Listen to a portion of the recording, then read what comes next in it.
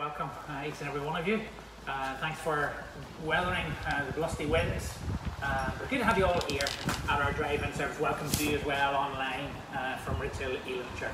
Before we do anything else, let's pray. I want to pray not least that our canopy stays over our heads. It's blowing a gale here, so bless our hands. Father, we thank you for the privilege. Father, good weather. Father, maybe not so good. Father, we thank you nonetheless for one day you told us to take some time out, Father, to take time aside with you, to come together and Father, to praise you, to worship you, to learn something from your word, Father, just to be encouraged and blessed, Father, by coming together in the family of God. Father, bless our time together this morning. In Jesus' precious and mighty name we ask. Amen. Alright, good to have you all here. We have Pamela with us this morning, so she's going to lead us with a couple of songs before we go to God's Word. Pamela, there you go.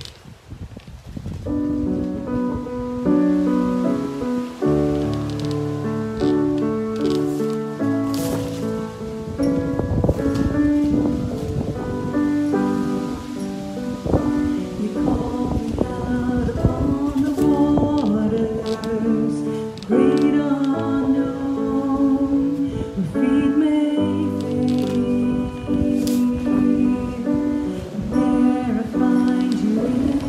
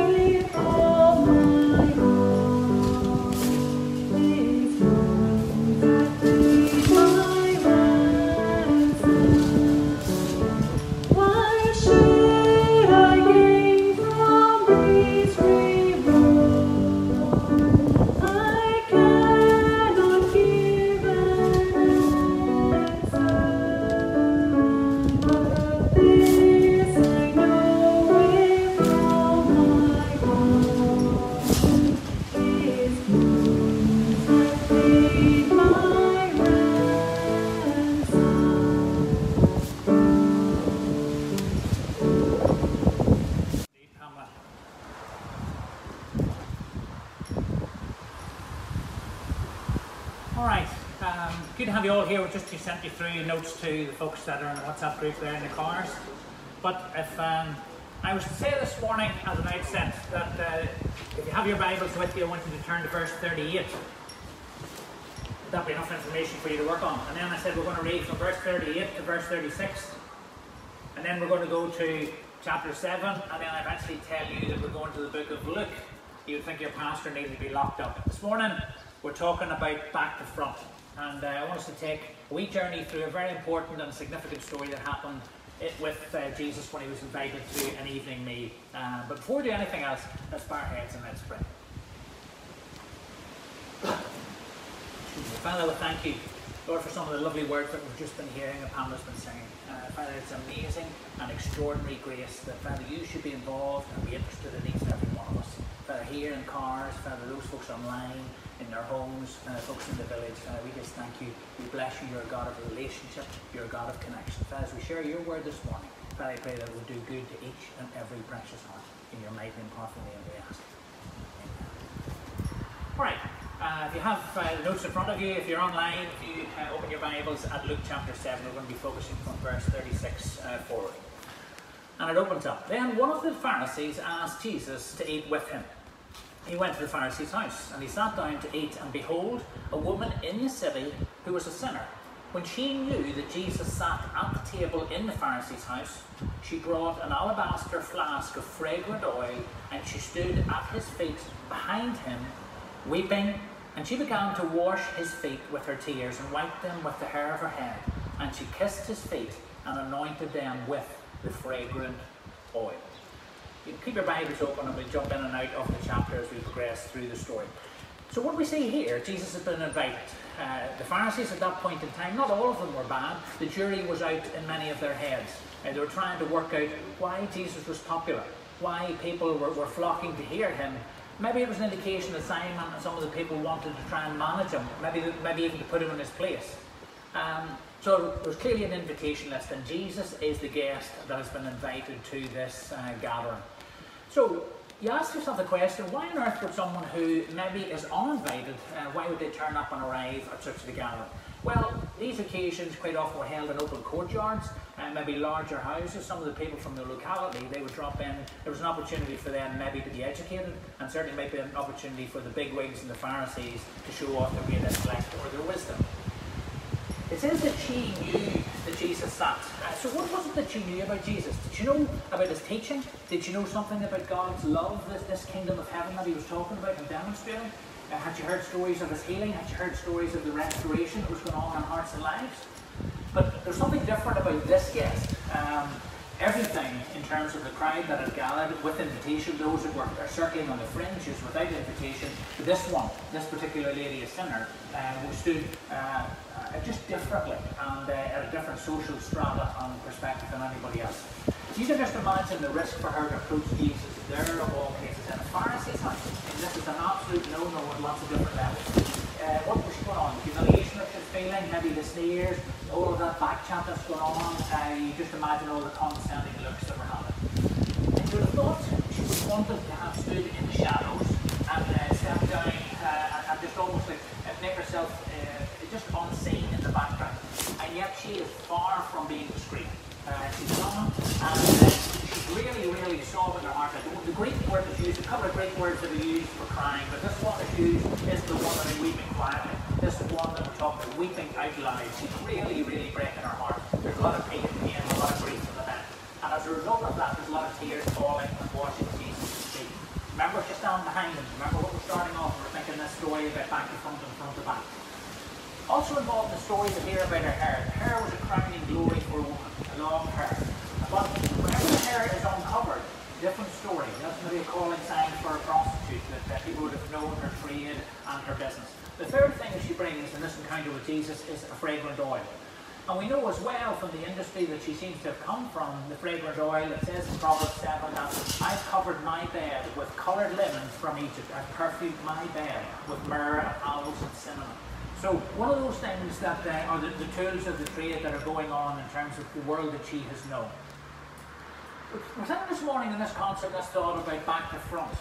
So sometimes whenever we're given the creative gift. For example, you can see Alfred Nobel there, the guy who was the originator of, after his death, the Nobel Prize.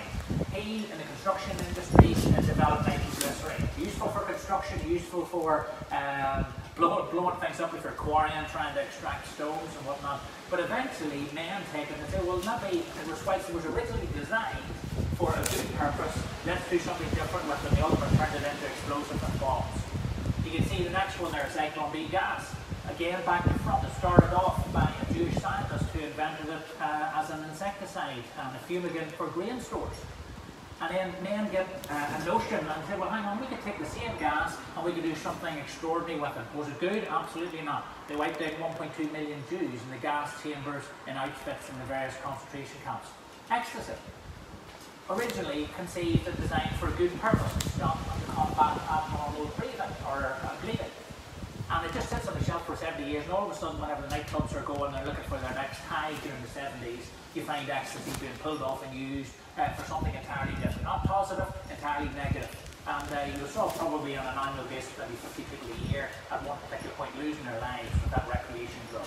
So lots of things end up back to front. They start off good, and they start off with a positive and hopefully a positive concept and a consequence for men and women on planet Earth. And people look at it slightly differently, they twist it and they turn it into something really, really horribly destructive. So at this point in time, she's simply taken what she knows. She's taken the tools of her trade and she wants to do something not bad with them. She's now saying, well listen, I've spent all of my life, I've spent my time in this city earning a reputation for abusing the gifts and the creativity and the love that I have. I want now to turn that the right way up. I want to do something more positive with it. So the thing that she used to serve the world with, the flesh, the enemy and whatnot, now she wants to turn around and adore and worship Jesus with it. So we're seeing a positive U-turn in her particular life. You see that all the time. You see secular musicians, you see rock musicians and whatnot, and they end up becoming a worship leader. You see people who are involved, their God is their sport. And all of a sudden they take their sport and maybe with ambassadors for sport. You see it here in the village and whatnot. They take their time and their talent and they use it for Jesus' kingdom and for the extension of God's word. However, whenever that happens, not everybody's happy. Let's read on.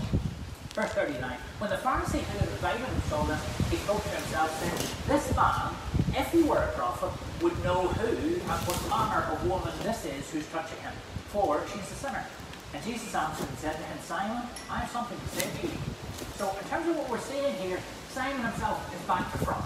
Simon said to himself, that's very important, you know, and we need to underline that thing. He says just to himself. So he's talking quietly and he's trying to work things out.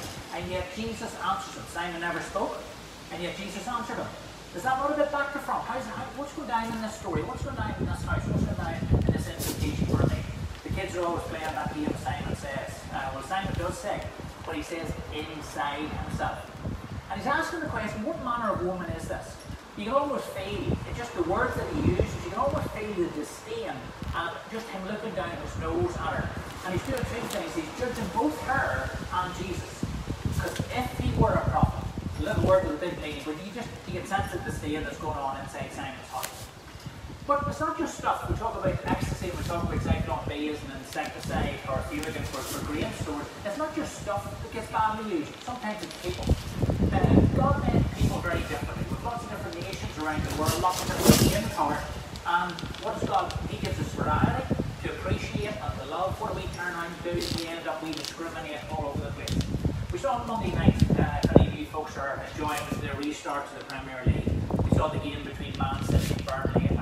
We saw over the Etihad Stadium, somebody hired a plane and they made a banner which simply said, White Lives Matter, Burnley.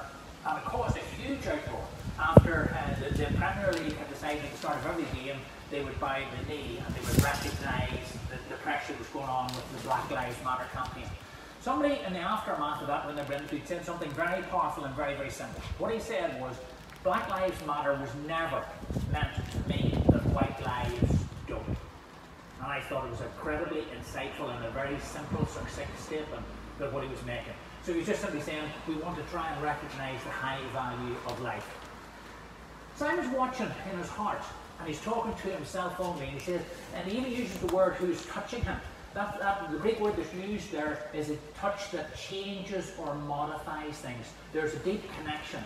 probably even a sexual connotation. There's something going on in terms of him understanding and thinking about it. But touch works both ways.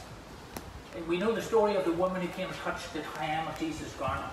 So a touch goes both ways. You can't touch someone without them being aware of it and sensing that thing as well. So again, this back to front thing, Simon's saying, well, if he was a prophet, he would know the type of woman that was touching him. She knew what she was doing at this point in time. Hadn't said a word. She remains, I suppose, there's no dialogue typed up for her at all. Everything that she says and does at this particular point in time is unspoken.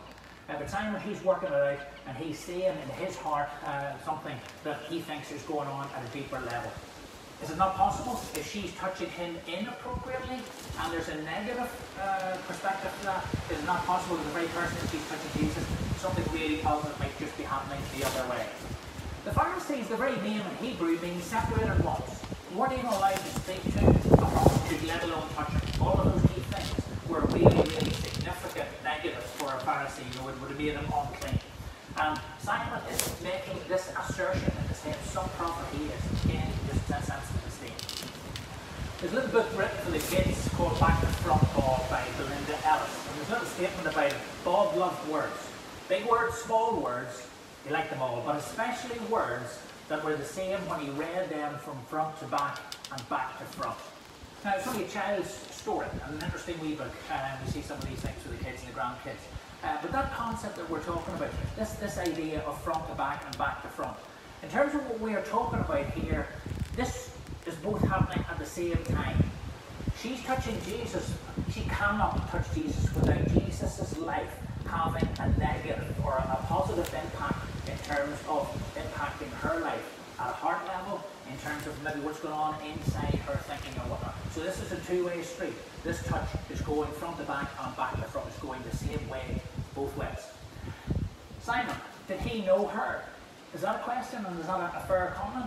At the end of the day, at those point in time in history, you didn't have the opportunity to run about as an adulterer or to run about as a fornicator or someone who's involved in prostitution and get away with it scot-free. The community looked down on you, and the Jewish law said that they had the ability and the opportunity to stone them to death. The Romans at that point in time were occupying Israel, and they said, well, we're not allowing you capital punishment. So if they wanted that capital punishment, they needed to go to Pilate, they needed to go to the Roman governors to extract the opportunity to see capital punishment being carried out. So, but Simon, if he knew her, how did he come to know her? Why didn't he say something? He said, well, hang on, I didn't invite you and I really don't want your sword here. But he doesn't do that. He's making all of these judgments inside his heart. Maybe it's an indication he was just as guilty as she was. We're told in John 8, whenever the woman taken an adultery was brought and thrown at Jesus' feet, and they at that particular point in time said, well, what do you think we should do? The law says, don't you agree? And Jesus doesn't, in that instance, say a word. He just writes with his finger in the dust. We don't know from Scripture what he was writing. Was he writing some of the sins of the people that were standing with stones in their hand at that particular point in time? But he makes that very famous line, that him who is without sin cast the first stone. And they left the oldest first. Very, very significant line. It tells us in James, in the letter way on further through in the New Testament, it says, because judgment without mercy will be shown to anyone who has not been merciful.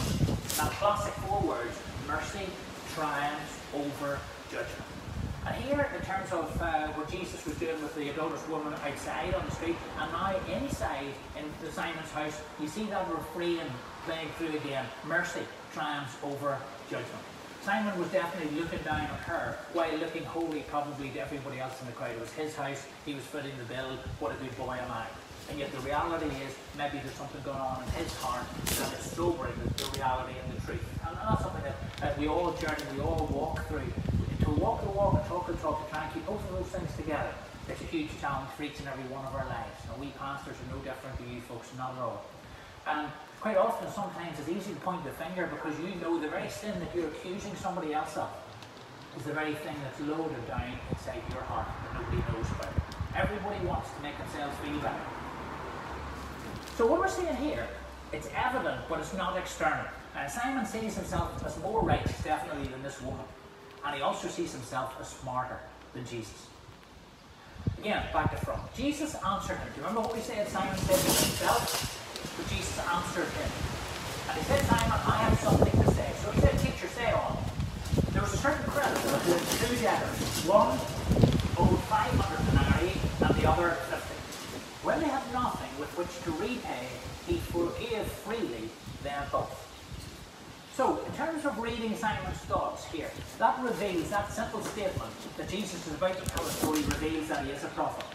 That Jesus does know what kind of woman she is, and he also, more importantly, knows the type of man that Simon is. And as a result of that, he tells Simon this particular story. And he's talking about the wage structure, and he's talking about debts. At that particular point in time in history, 1 denarius per day would have been the pay rate that would have been common and typical for most people. So, 550 denarii that he has for one of the debtors here, probably just a bit shy of 2 months' wages.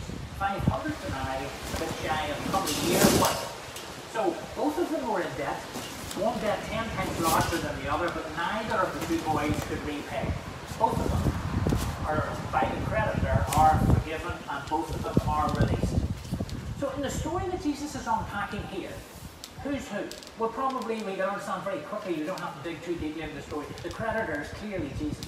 And he's talking about two debtors. One, the woman, and in her sense, in her own eyes, she saw herself as a great sinner.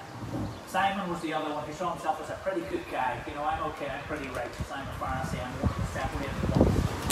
Both of those debtors are standing at this particular point in Simon's house, and Jesus is teasing forward the opportunity for them to think properly. Neither of them, whenever you can't pay a debt, it doesn't matter whether the debt's £5,000 or £500,000, the pressure and the stress and the strain with the inability to pay a debt, and it doesn't matter whether you're just 1 time short. I think we used to say in David Copperfield, the one famous statement, you've got an annual income of £20 and your annual expenditure is £19, 19 shillings, and whatever number of pence it was in those days. The result was happiness, but if your annual expenditure was £20 and fitness or something like that, the result was misery. So, at the end of the day, it doesn't matter how far you're in debt. If you're in debt, it brings a pressure. Both of these people under enormous pressure, and neither of them could repay. The sad thing is, Simon doesn't realise this is a sinner. At this point in time, it's not so much how much we sin or how little we sin. The reality, and what Jesus is trying to drive home to them here, it's all about how much, Simon, you recognise your own sin. That's really important, and that's the most significant thing that you need to pick up on. So again, this front to back to front concept that we're talking about. Simon thinks he's good, he's better. The woman thinks of herself way down here, and the whole thing is front to back and back to front. It absolutely needs to be reversed. And Jesus is turning the whole thing, and he's saying, Simon, you are completely back to front in the way you're thinking. Your heart is not right. You're judging unfairly both this woman and judging me, and you're getting it completely and utterly wrong. This woman hasn't said a thing. And at this point in time, sometimes to say, keep your mouth closed and nobody knows that you need to. But the second you open your mouth, the second, even in this setting where Simon's not opening his mouth, Jesus has the ability to read thoughts.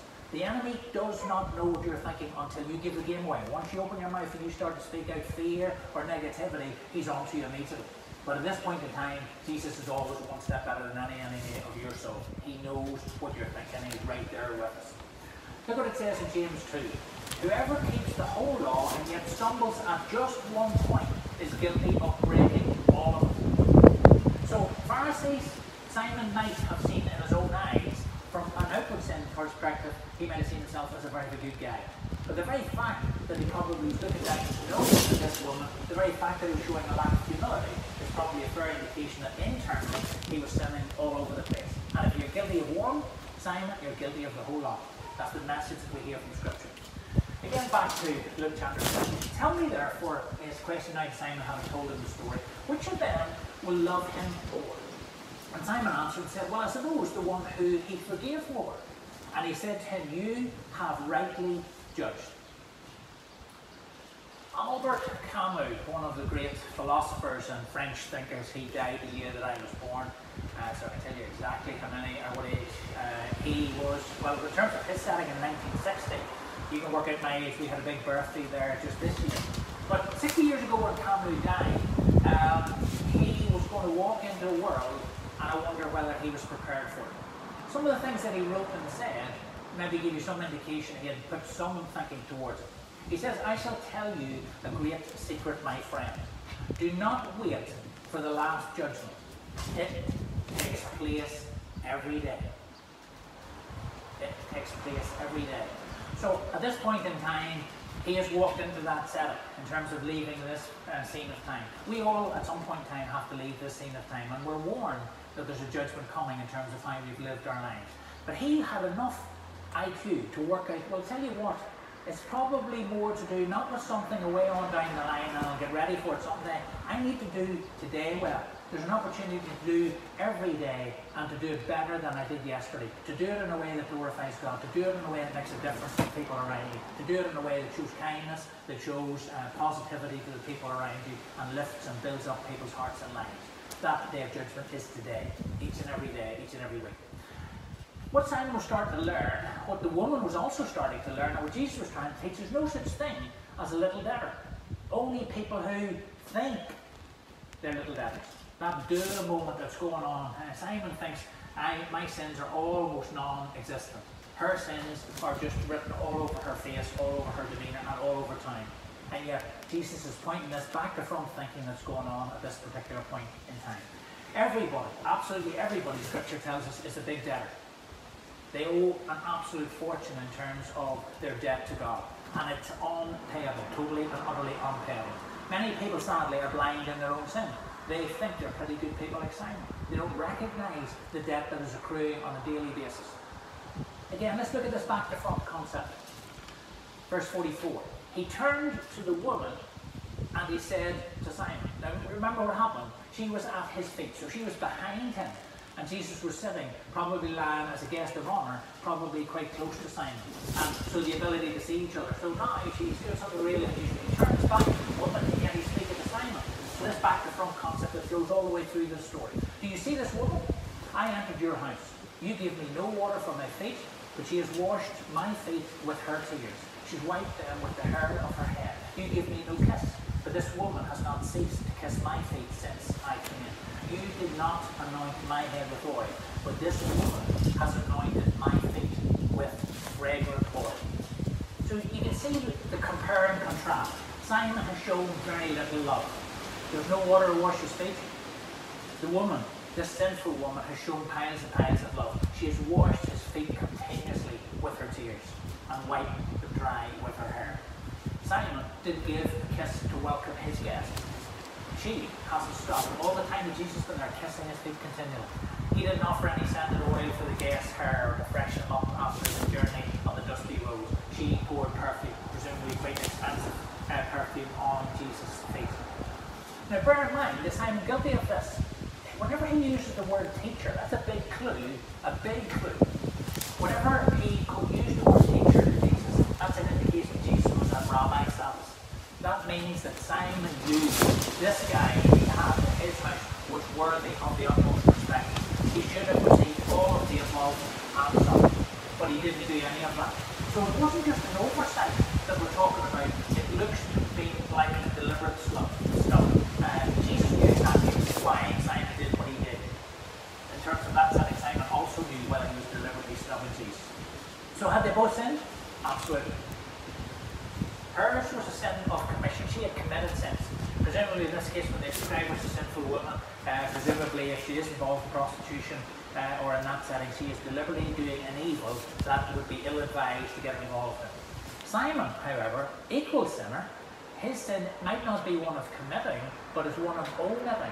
In terms of his setting, he should have offered his honoured guest, the rabbi, the teacher, the person. This is the Son of God in his house. He should have not overlooked or deliberately set about trying to offer slights on 2 or 3 different opportunities when Jesus came through the door. So he neglected some of the good that he should have done. George Sweeting, listen to what he said. When we come to the end of life, the question will be, how much will you have given? Not how much have you got. So in terms of life in that setting, Simon had the opportunity to offer oil, to offer water, to do all of the things, offer a kiss of welcome to Jesus. But he hadn't given anything at all. In fact, the other side, the woman that we're talking about behind Jesus, she's given everything. She hasn't had the opportunity to sit at the table. She hasn't been given a morsel to eat in the house. But she has taken the alabaster box, she's taken her tears, and she's given and given and given again. When we come to the end of life, the question isn't how much will you have given, or the question will be how much will you have given, not how much will you have got. It's not about take, take, take. It's about giving and sharing your life. So, is comparing and contrasting, is that the way forward? Definitely not the secret. Most people try to make themselves feel better by criticising somebody else and looking down their nose at them. That's what Simon's guilty of. I'm glad I'm not as bad as she is. Or I'm not as bad as they are. That type of thinking is going on. Is that the way forward? That's absolutely not the secret. The secret is closeness. Not comparing and contrasting, but the secret is closeness. The closer you get to Jesus, and she touched Jesus' feet. She's right here with Jesus in the physical realm. God of heaven incarnate, he's come in the flesh, and she has the opportunity, the privilege to make contact. That was a touch that makes a difference. It made a difference to him, and it also would have made a difference to her in terms of what's going on. And sometimes the brighter the light of Jesus shines inside our lives, the more aware of our own sinfulness we become. It's a bit like Isaiah in Isaiah 6 when he was intended to say, Lord, woe unto me, because I'm a sinful man, a man of unclean lips. And that's a major prophet in the Old Testament. So the more he gets and the closer he comes into the presence of the living God, the more aware he is of his own sinfulness. At this particular point in time, Simon isn't. Simon is all back to front, and he's trying to work it all out, and he thinks, when the scales are being weighed, I'm doing okay. This woman, the closer she has got to Jesus. Simon's probably sitting in front of Jesus, probably within touching distance, but he's not making a move at all. He's sitting there and his heart is judging everyone. She is reaching out and she wants to be just a wee bit closer. Simon had the opportunity, he didn't take it. The woman had the opportunity behind Jesus, and she shared and she gave and she gave. Look what Jesus says in verse 47. Therefore I say to you, her sins, which are many, are forgiven, for she loved much. But to whom little is forgiven, the same loves little. That's a wee verse that a lot of people have wondered and thought about. Her sins, which are many, are forgiven, for she has loved much. So again, we're thinking back to front. What's the most important thing? Are you forgiven because you love? Or do you love because you're forgiven? People have argued and wondered just about the meaning of what Jesus was really saying. But the reality is, if you're forgiven because you love, that's all down to works that you can do. But if you love because you've been forgiven, that's just a natural reaction to God's grace and Jesus reaching out and forgiving.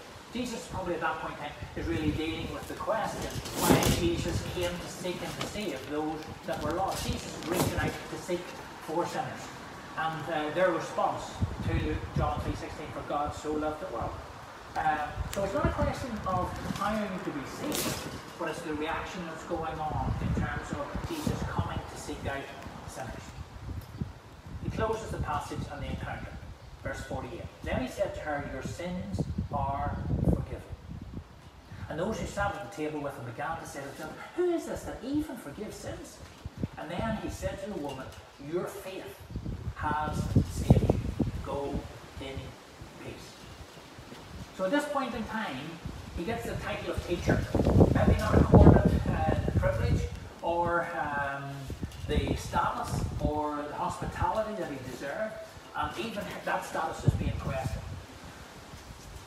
As a keen observer of human nature, anybody would have known the woman. If you had just basic observational skills, the way she dressed, the way she conducted herself, you would have known that she was a sinner. The word around town probably would have told you that. But that's just at an ordinary flesh level. You would have known, number one, the sins of the woman. But Jesus is different. He doesn't just know the sin of the woman, he knows the sins of Simon, which are unspoken. He's making a judgment in his heart. Maybe in terms of what we're seeing here, this veneer of respectability, Jesus peels the layer back and he sees exactly with insightful questioning and parable telling, he reveals exactly what's going on in Simon's heart. And then he shocks them all in terms of not just knowing the sins of the woman, not just knowing the sins of Simon, but at this point in time, forgiving the sins of both of them. The woman, he says specifically to her, Simon, was this night going to make a difference in his heart and life? We don't know, Scripture doesn't tell us, but he had an opportunity to learn that day and that evening that Jesus loves sinners and Jesus makes a difference in their lives. So, he's even more. He asked the question, you know, some prophet he is, but Jesus is even greater than a prophet. Jesus is the Son of the living God. Jesus has the ability to forgive sins for men and women, Pharisees and adulteresses and prostitutes. He uses that lovely word shalom. And whenever Jewish people are saying farewell to one another, that word shalom has so much packed into it. There's peace, there's goodness, there's prosperity, there's wholeness, all of those key things. So from one believing Jew to another, Jesus gives her this word of blessing to send her away. He says, I know, I've felt what you have done, I've felt your heart, I've felt your love, I've felt all of those key things. And it's the touch that made a difference. And he said, you have come wanting to give everything, you have come wanting with faith in your heart to make a difference to me and to my life, and all of those key things haven't gone unnoticed. He welcomes her back to the family of God's people. Back to our wee book that we're talking about, back to front and front to back, Bob. God also, like Bob, he loved words. God loves people. Bob loves words, big and small. But God loves people big and small, but especially back to front people. Turn to the person beside you in the car and said, he's probably talking about you. And anybody who did that, the whole sermon, you really need to go and listen to it all again. Of course, she's not talking about the person in the car next door. She's talking to you. God loves big, small. He loves people who are back to front and front to back people. He loves them all. He loves Simon, even though he saw what was going on in Simon's heart, and he certainly loves the sinful one. So at this point in time, for us this morning, in a blustery, windy morning at Ritz Hill, we have got to recognise this. We hope just at the point of this story, we have got to realise that Klein and you and I, we've all got big debts. And we've got to come to Jesus like she did. Come with a broken heart. Come weeping, come contrite, ask for his forgiveness, and walk into the love that Jesus has for each and every one. And let us hear Jesus saying to us, you have been forgiven, your sins, go in peace.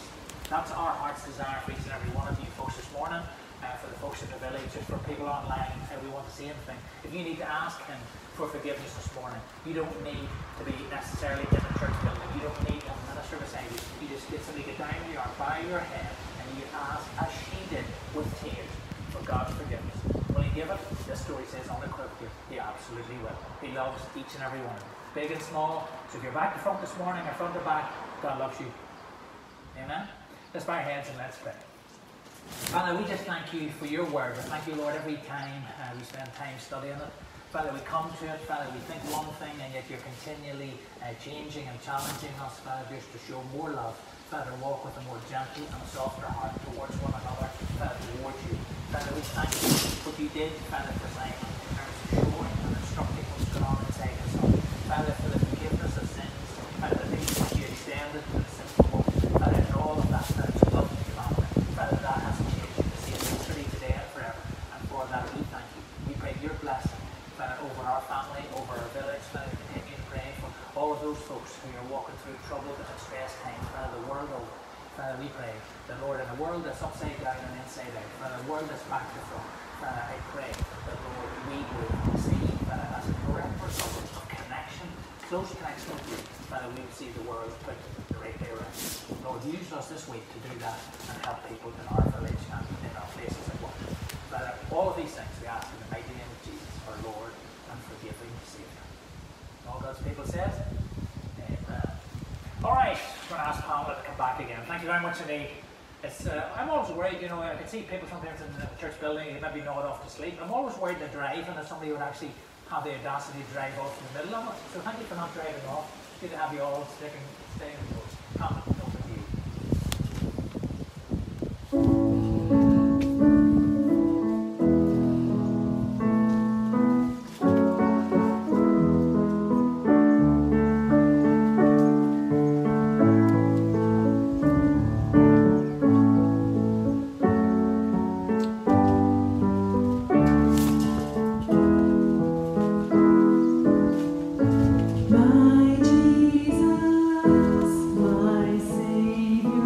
Lord, there is none